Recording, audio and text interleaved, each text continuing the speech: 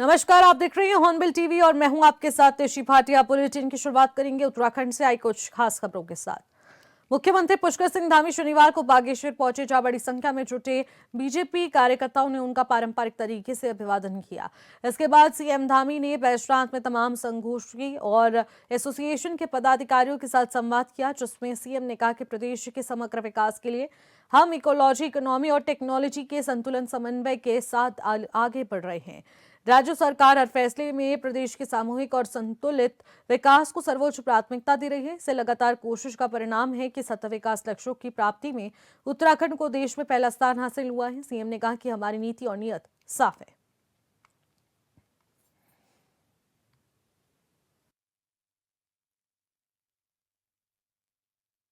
हमारे प्रधानमंत्री जी ने जो कहा बाबा केदार के धाम से कि 21वीं सदी का ये दशक उत्तराखंड का होगा, तो उसमें सबसे बड़ा योगदान किसी का होने वाला है तो हमारी मातृशक्ति का होने वाला है, महिलाओं का होने वाला है। ये बात मैं इसलिए कह रहा हूं कि मैं आपके जनपद में भी आया था। यहाँ भी हमने जो महिलाओं का नारी शक्ति बंधन का कार्यक्रम आयोजित हुआ था, यहाँ उसका नाम हमने चेली बुआरी रखा।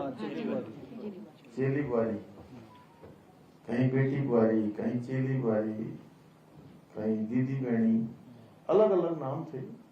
हर जनपद में ये कार्यक्रम हमने आयोजित किए और हर जनपद में मैंने देखा उनके अंदर बहुत परिश्रम करने का एक मिशन है। परिश्रम की पराकाष्ठा, कम संसाधनों में भी, कठिन परिस्थितियों में भी आज जिस मिशन के साथ लगी हुई है।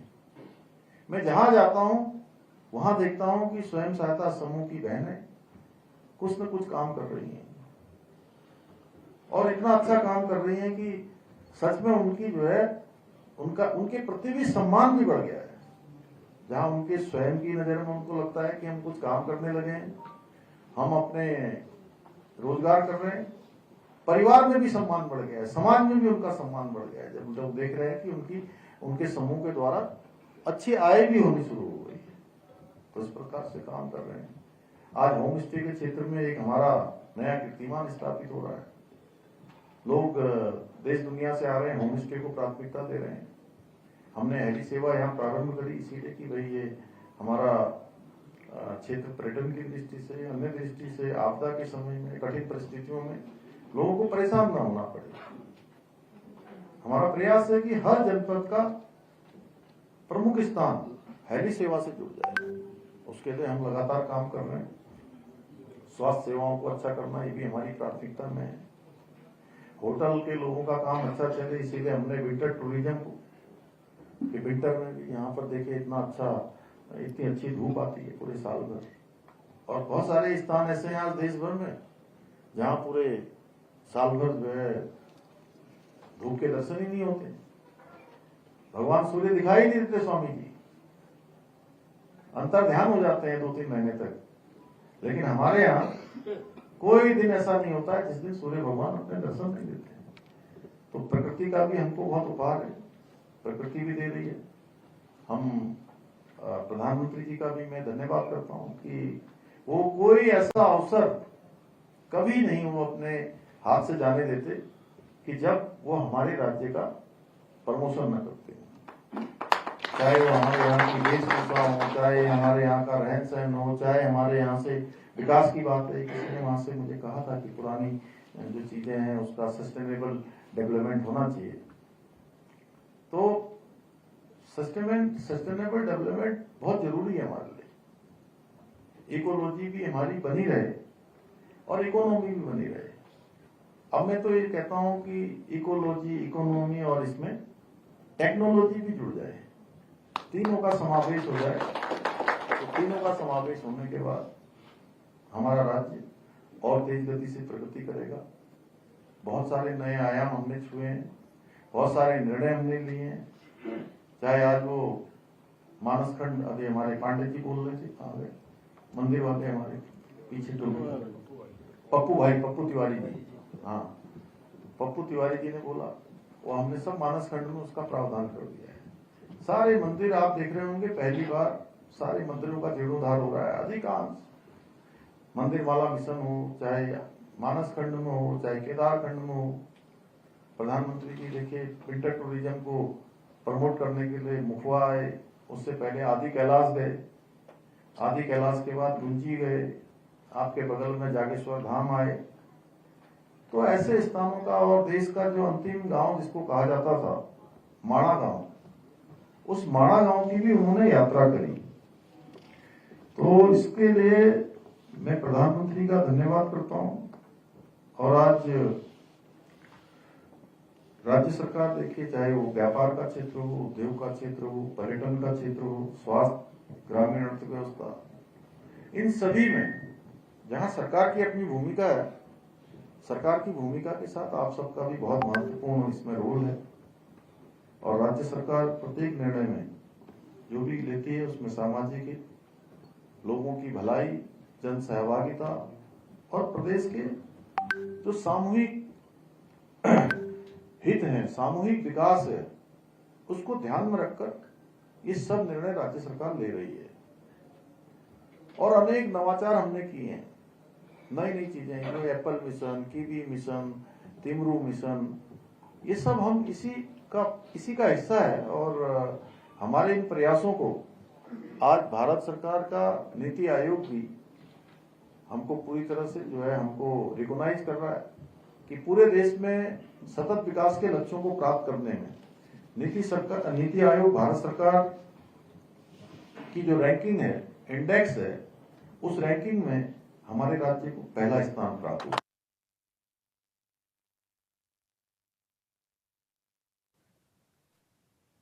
उपनल कर्मियों के नियमित करने की प्रस्तावित प्रक्रिया को लेकर सियासत तेज हो गई है। कांग्रेस के पूर्व प्रदेश अध्यक्ष और CWC सदस्य करण बाहरा ने राज्य सरकार पर डिवाइड एंड रूल की नीति पर अपनाने पर उन पर आरोप लगाया। उनका कहना है कि बीजेपी अंग्रेजों की तरह कर्मचारियों को बांटने का काम कर रही है। उन्होंने उदाहरण देते हुए कहा कि जिसने 2014 में ज्वाइन किया उसे 2024 तक नियमित हो जाना चाहिए था, लेकिन सरकार कट ऑफ डेट बदलकर 2018 कर रही है।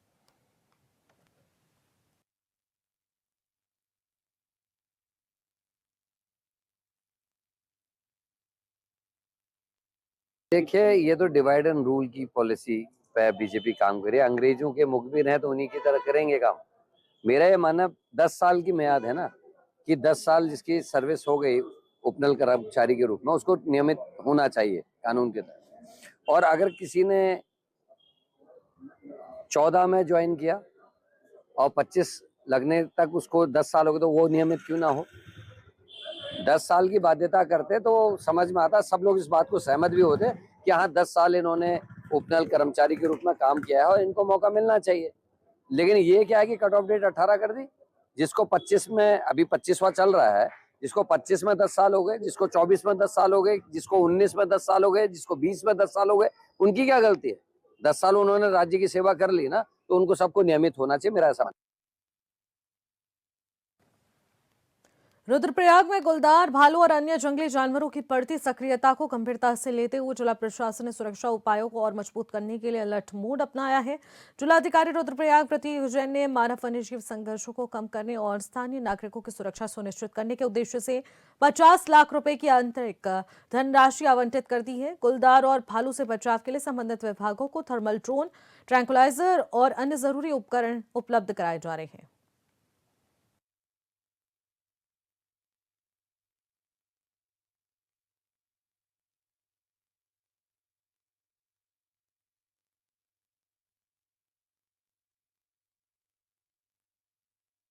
डिज़ास्टर के बाद से हम लोग देख रहे थे कि हमें हाईली इक्विप करने का एक हमारा प्लान था कि हो सकता था कि सीज़न में घटनाएं बढ़ सकती हैं, अक्सर बढ़ते हुए देखा है। तो उसके लिए हम लोगों ने एक प्रपोज़ल बनाया था जिसमें हमने 50 लाख का ये था कि इक्विपमेंट्स हम लोग को प्रोक्योर करेंगे। एंड उसके फलस्वरूप ऐसा है कि जो हमारी अभी हाल ही में मानव वन्यजीव घटनाएँ जो है, जिनके क्रम में मतलब एक बढ़ोतरी हुई है, तो उसके फलस्वरूप उसी दिन में, उसी मीटिंग में ये प्रस्ताव जो था इसका अप्रूवल हो गया था एंड इसमें प्रोक्योरमेंट शुरू हो गया था। एंड काफ़ी हद तक ऐसा है कि काफ़ी जो मात्रा में अभी हमारे जो की इक्विपमेंट्स हुए, जैसे नाइडर्स हो गए, फॉक्स लाइट्स हो गई, केजेस हो गई, तो उनका मोबिलाइजेशन ऑलरेडी हो गया है, हमने रिसीव भी कर लिया है। काफ़ी अभी जो इसी में मतलब हाई एंड इक्विपमेंट जैसे हमारे थर्मल ड्रोन्स वगैरह होगा, जो मुझे लगता है कि आने वाले समय में जितना भी हमारे रेस्क्यू एफर्ट्स भी होते हैं, जो प्रॉब्लमेटिक एनिमल्स हैं या बन सकते हैं, उनको हम बहुत तेज़ी से आइडेंटिफाई करके अपने आप को हाईली एफिशिएंट कर सकते हैं। तो वो एक काफ़ी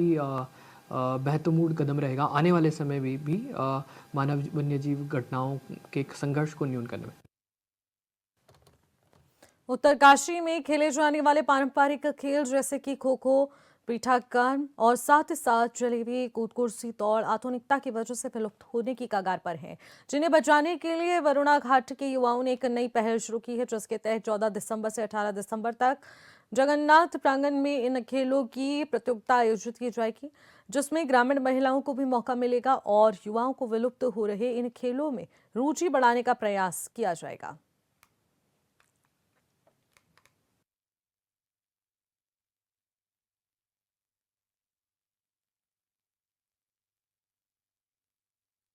श्री जगन्नाथ धाम खेल एवं जन कल्याण समिति के संरक्षक के रूप में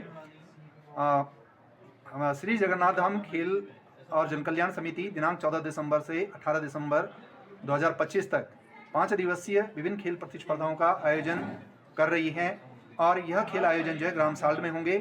इन खेलों में विशेष रूप से 8 खेल इसमें रखे गए हैं: वॉलीबॉल, शतरंज, कैरम, लूडो और महिलाओं के लिए जो स्थानीय महिलाएं हैं, क्योंकि उन्हें अवसर नहीं मिलता है आगे आने का, और तो उनके लिए जो है हमने खेल जो रखे हैं उसमें जलेबी दौड़ है, कुर्सी दौड़ है, पिट्ठूग्राम है और रस्साकसी है। और महिलाओं के लिए कोई प्रतिभाग शुल्क नहीं है।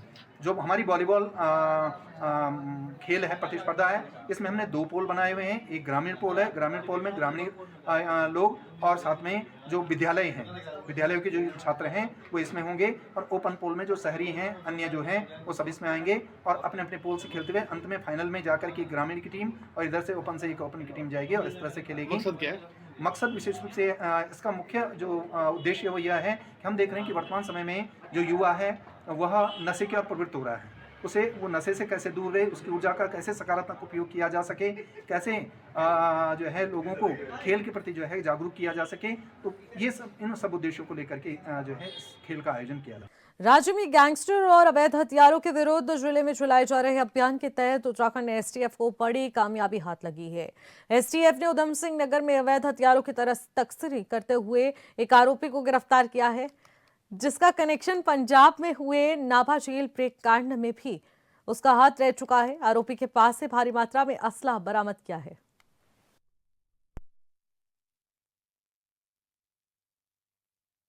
5 दिसंबर को एसटीएफ की जो कुमाऊं यूनिट है उसके द्वारा एक व्यक्ति को गिरफ्तार किया गया है। इसका नाम असीम है, ये बाजपुर का रहने वाला है और नक्श के नाम से अपने भाई के साथ एक गन शॉप चलाता था। इसके पास से 4 पिस्टल मिली हैं .32 बोर की और एक 12 बोर की राइफल मिली है जो ऑर्डिनेंस फैक्ट्री की है, और प्लस 40 कारतूस मिले हैं, जिसमें से 30 कारतूस करीब 12 बोर के हैं और 10 कारतूस उसमें 32 बोर के हैं। इससे पूछताछ की गई, काफ़ी सारी जानकारियाँ इसके बारे में पहले से थी। ये 2016 में जब नाभा जेल ब्रेक हुआ था पटियाला डिस्ट्रिक्ट पंजाब में, जिसमें कि 6 लोगों को छुड़ा करके ले गए थे टेररिस्ट, जिसमें 2 टेररिस्ट थे और बाकी बिकी वॉन्डर गैंग के थे। उसमें जो पूरे गैंग को जो उसमें बुलेट सप्लाई हुई थी उसमें इसका मुख्य रूप से नाम आया था और इसको आरोपी बनाते हुए पटियाला पुलिस ने जेल भेजा था। 5 साल ये वहाँ जेल में रहा। जेल से जब ये बाहर आया उसके बाद 2023 में इससे दोबारा एनआईए ने पूछताछ की गैंगस्टर्स को इसी तरह के असला सप्लाई करने के उसमें, तो इसमें कंटिन्यू एसटीएफ की नज़र थी इस पर। जब प्रॉपर इन्फॉर्मेशन मिली, हमें पता लगा कि कहीं से कुछ सारे वेपन्स और कार्टेज लाया है, कुछ ना कुछ करने की फिराक में कल इसको फिर रुद्रपुर पुलिस के साथ में एक जॉइंट ऑपरेशन में अरेस्ट। देहरादून के दून लाइब्रेरी में घुघुती बसूती नामक पुस्तक का विमोचन हेमपंत की ओर से किया गया है। उन्होंने बताया कि इस पुस्तक में उत्तराखंड के पारंपरिक गीत हैं, जो कि आपको बता दें कि दादा दादी, नाना नानी और बच्चों को उनके बचपन में सुनाया करते थे। इस पुस्तक में कई प्रकार की लोरियां हैं, जो कि त्योहारों के गीत भी हैं, मुहावरे हैं और बच्चों के पढ़ने की बहुत सारी चीजें हैं। साथ ही उन्होंने कहा कि यह किताब काफी चर्चा में है। 4 साल के अंदर उनका ये 5वां संस्करण है और लोग काफी टाइम से उत्तराखंड की बोली भाषाओं पर काम कर रहे हैं, क्योंकि इसका मुख्य उद्देश्य बच्चों तक पहुंचना है, जिससे कि उत्तराखंड की बोली और भाषा को बचाया जा सके।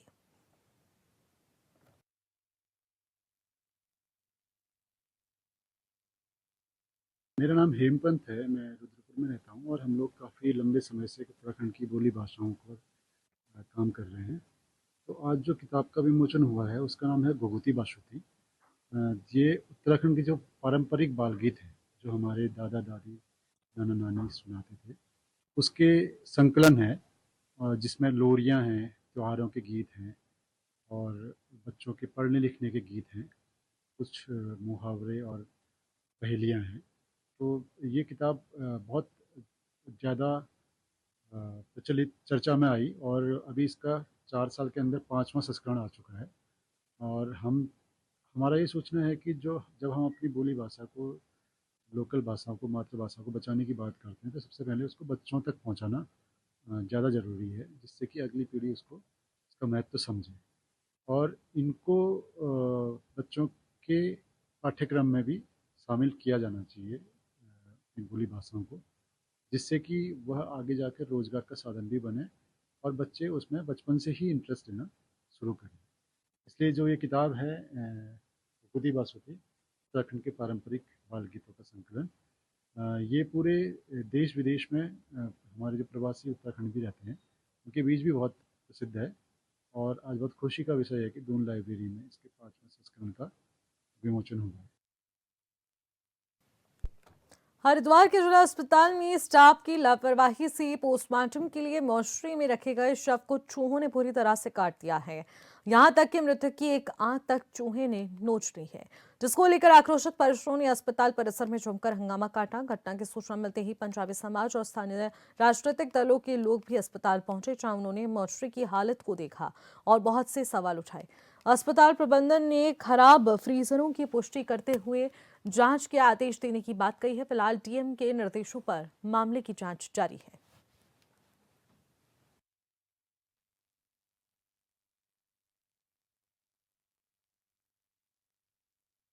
मनोज कुमार है, ये मेरा साला लगता है। और कल शाम को मेरे पास लगभग 5:15 बजे एम्बुलेंस वाले का फोन आया कि आप मिला हॉस्पिटल आ जाओ, आपके रिलेटिव हैं, इनकी तबीयत ज़्यादा ख़राब है। जब मैं हॉस्पिटल आया तो मैंने देखा, डॉक्टर ने बोला कि इनके अंदर कुछ नहीं है। फिर डॉक्टर ने बोला कि इनको जीडी में ले जाओ, वहाँ पर फ्रिज में रखवा दो बॉडी, सुबह पोस्टमार्टम होगा, आप आ जाना टाइम से और उसके बाद पोस्टमार्टम करके आपको बॉडी मिल जाएगी। जब हम बॉडी निकालने लगे तो देखा तो बॉडी, आँख, कान, गला, सिर सारा चूहों ने इसके अंदर से उखेड़ रखा है और सारा खून ही खून हो रखा है। रात जब मैं बॉडी रख के गया तो बिल्कुल एकदम ठीक ठाक। बड़ी लापरवाही मानते हैं आप? बहुत बड़ी लापरवाही है, बहुत बड़ी। क्या मांग करते हैं बच्चों से? मांग ये करते हैं भविष्य में किसी के साथ ऐसा ना हो और जो जिम्मेदारी ऑफिसर है उनको बर्खास्त किया जाए। जो अस्पताल एडमिनिस्ट्रेशन है और जो इंक्वायरी कमेटी है वो एक एक चीज़ को देखेंगे और उन्हीं की जांच रिपोर्ट, अभी हमने केवल जो आरोप है उन्हीं के संबंध में सुना है। और चूंकि लोग काफ़ी आक्रोशित थे और जो हमारी प्रथम वरीयता थी शांति व्यवस्था को कायम करना और यहाँ का एक अच्छा माहौल क्रिएट करना, तो वो चीज़ें अभी हो चुकी है। सभी पक्षों से बात की गई है और उनको बताया भी गया है कि अगर आपकी कोई आपत्ति है तो आप प्रशासन के समक्ष, अस्पताल प्रशासन के समक्ष रखें और जो जिम्मेदार अधिकारी है उनके सामने। देहरादून में विरोध प्रदर्शन कर रहे वकीलों के समर्थन में पहुंचे कांग्रेस नेता हरक सिंह रावत की एक टिप्पणी पर बवाल मचा हुआ है। राजधानी में गुस्साए समाज के लोगों ने अब हरक सिंह रावत के खिलाफ जमकर नारेबाजी की है। रिपोर्ट देखिए।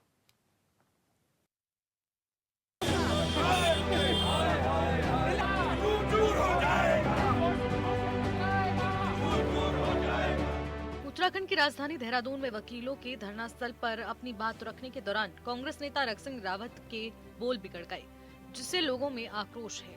सिख समाज के लोगों ने देहरादून में हरक सिंह रावत के खिलाफ विरोध प्रदर्शन शुरू कर दिया है और नारेबाजी भी की।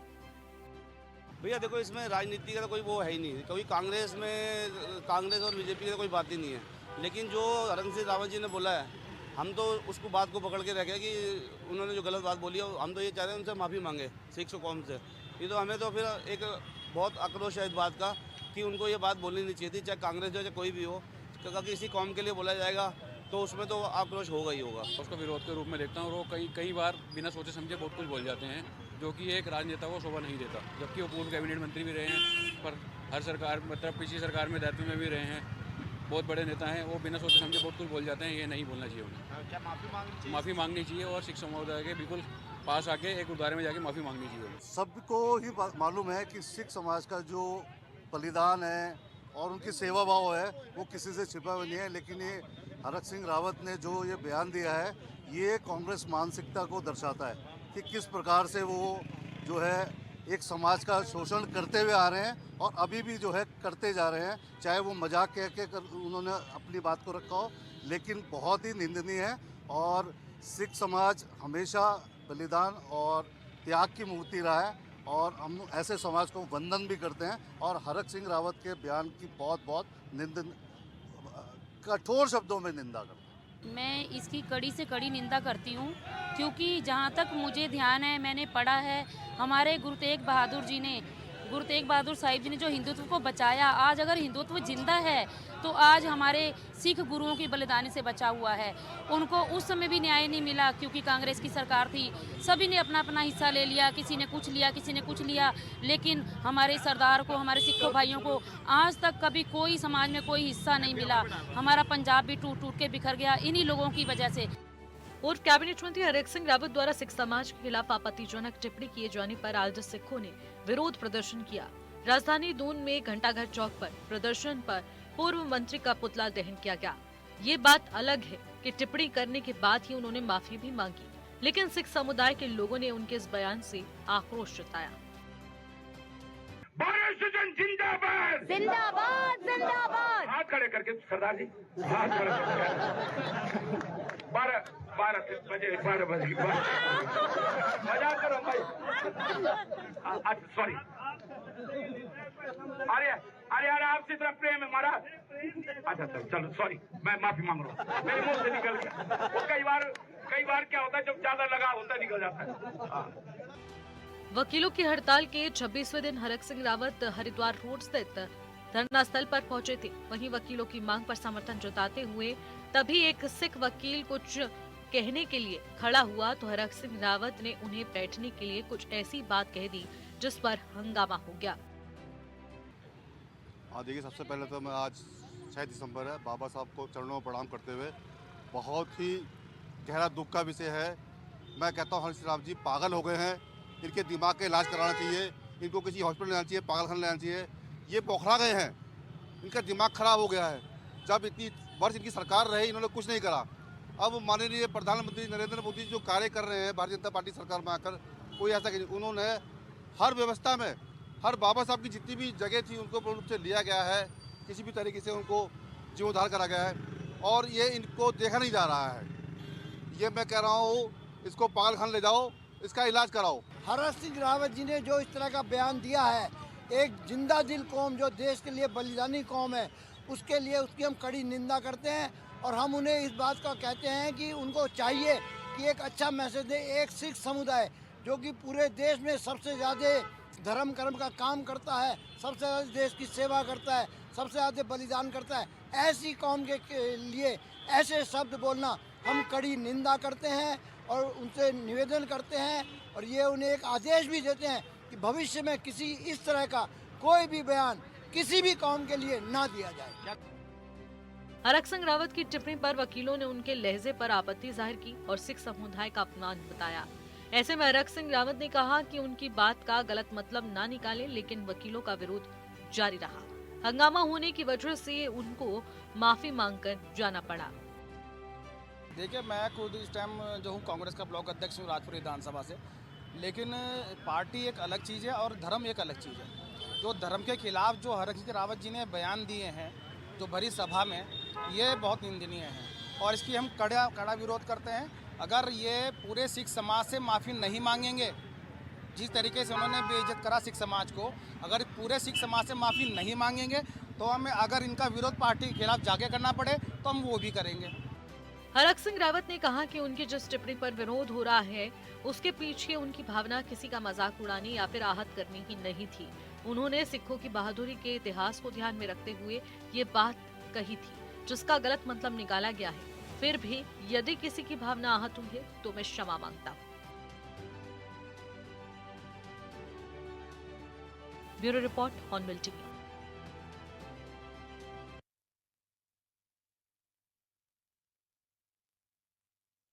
खबरों में इतना ही। आप देखते रहिएगा हॉर्नबिल टीवी। नमस्कार।